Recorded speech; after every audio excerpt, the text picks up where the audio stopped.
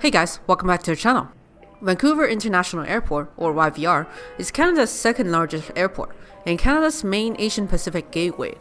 Given the massive economic growth seen in Asia and China in particular in recent decades, Vancouver International has grown faster than any other airport in Canada, so much so that the airport carries nearly 3 times more passengers than it did in the 1990s. And that growth is accelerating. The airport only broke the 20 million passenger a year mark in 2015 and is already nearing 30 million yearly passengers. So what does Vancouver International Airport look like today? And how will the airport expand and change as it look ahead to meet ever-growing passenger numbers? Let's find out.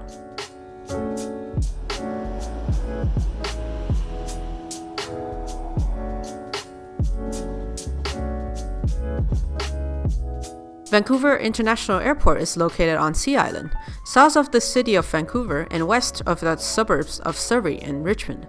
The island location presents space and sea level constraints, but it does allow for the creation of a nice economic zone on adjacent lands, all with a focus on serving the airport. YVR has won Skytrax's Best North American Airport Award for the past 10 years, and has also been featured on a number of top 10 world airports lists. YVR currently has one large main terminal building with multiple concourses or piers separated into 2 main areas, international and domestic, from which the respective markets are served.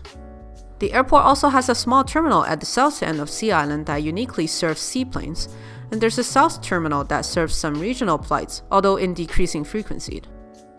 The current airport parking is uniquely minimal in the North American context, with 3 main lots and 1 small parkade.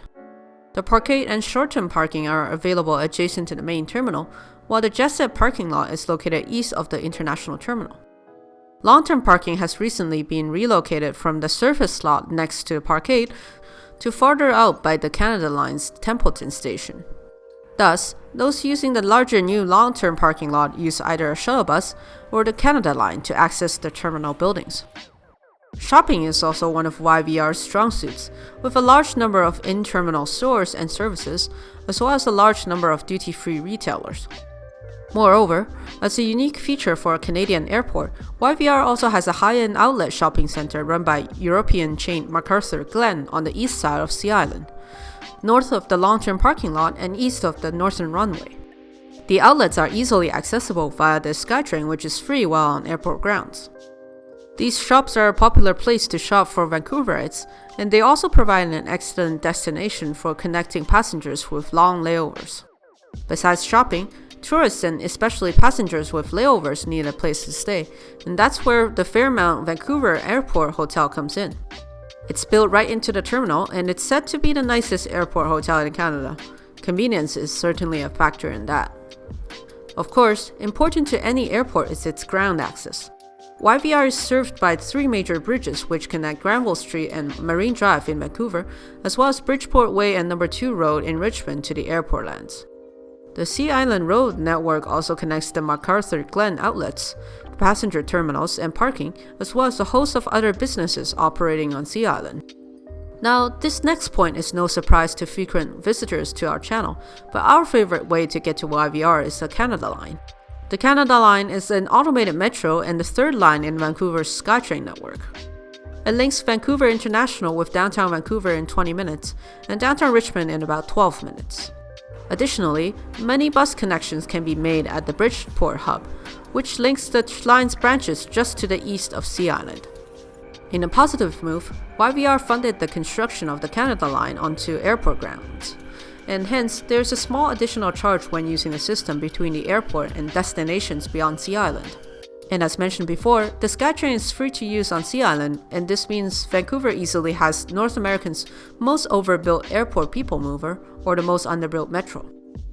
Unlike Toronto Pearson and Montreal Trudeau airports though, YVR has limited daytime public transit bus service, and this is certainly one area we'd like to see improvement. Nonetheless, Vancouver was the first city in Canada to implement an airport rail link, and remains the only city in Canada to have electrified rail access to its airport. The investment is paying off, with over 25% of people traveling to YVR opting to use the Canada Line. YVR currently features 3 runways, the North, South, and Crosswind runways. The north and south runways are both long enough to serve virtually all commercial aircraft, and the crosswind runways used primarily for crosswind operations with smaller aircraft.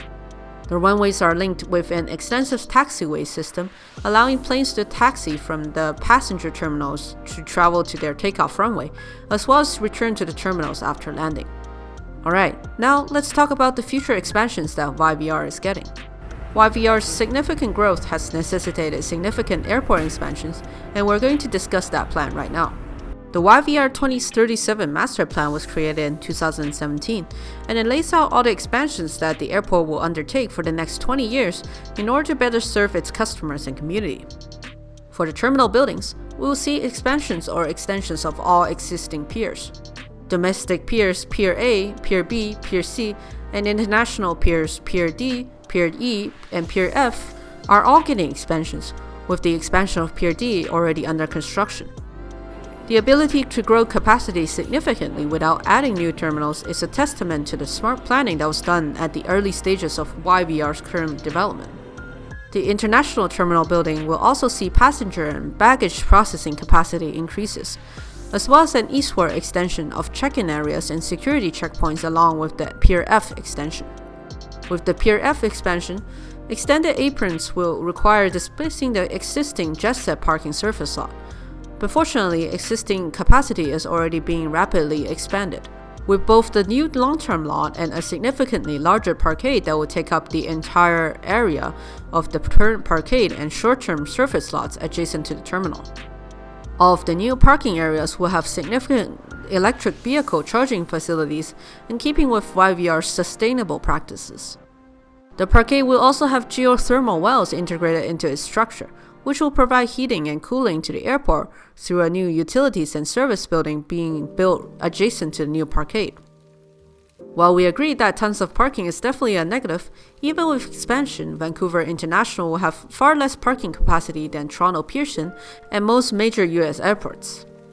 We also see additional parking as a necessary evil to improve the passenger experience and capacity of YVR, which in turn will make one of the world's most environmentally sensitive and sustainable airports even more competitive in the North American market. This is something that we think more than offsets the negative impacts of more parking. Shopping areas will also be expanded, with new retail opening within the terminals as they get further expanded. In addition, the MacArthur Glen outlets are also finishing up their Phase 2 expansion.